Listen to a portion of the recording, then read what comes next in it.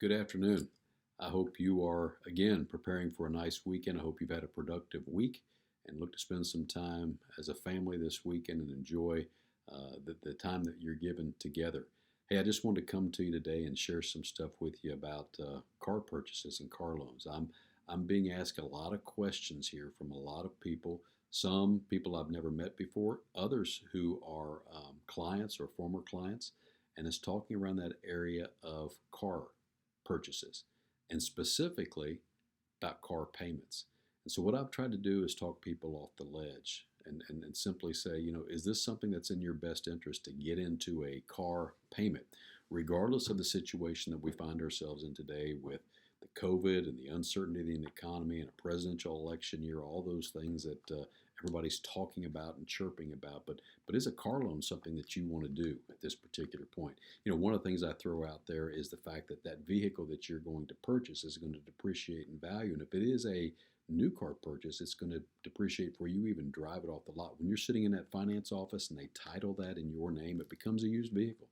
It loses 18 to 20% of its value on average on that. So you can immediately write off 1/5 of the value of that car. So you've lost that at that particular point. The money that you put into it is gone. It can no longer be sold as a new car. It's a used car.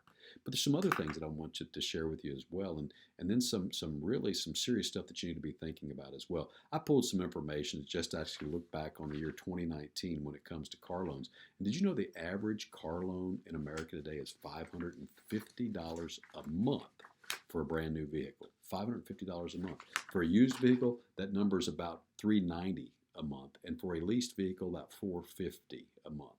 And this is coming from a variety of different sources together, and these are just the summation of some of the things that they found out there.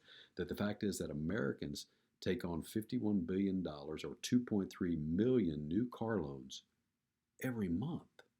Every month. Today, we owe about $1.2 trillion in America just to auto loan debt. $1.2 trillion. It's amazing. The average car loan length is 70 months. 70 months. For a used car, that's 35 months, and for a lease, that's 37 months. So 7 years, 3 years, 3 years of a payment of something that's going to depreciate in value. Average car loan, 8.06%. For the best with the credit score and background, it's about 5-6%. For the worst, closer to 22%. Looking at that. Some serious numbers there to think about.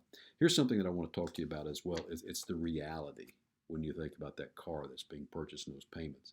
Would we all agree that we get 168 hours each week? 7 days, 24 hours. We all get that. Nobody gets any more, nobody gets any less. And the truth is, when you look at it, that car is for transportation. And in most cases where people are purchasing that car, they're traveling back and forth to work. And again, there's some fluctuating in these numbers here I'm sharing with you, but on average, just something to think about and look at it. So if you look at travel time, 1 hour each way, 2 hours a day. If you live in an area like where I live in Atlanta, that's going to be more than that typically. But let's say 10 hours a week, 2 hours each way, back and forth to work, 10 hours.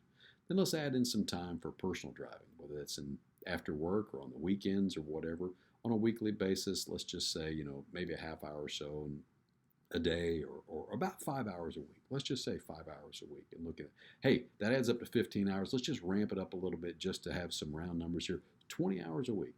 Let's say 20 hours a week. So that vehicle that we have purchased collectively through a week, we are driving 20 hours a week.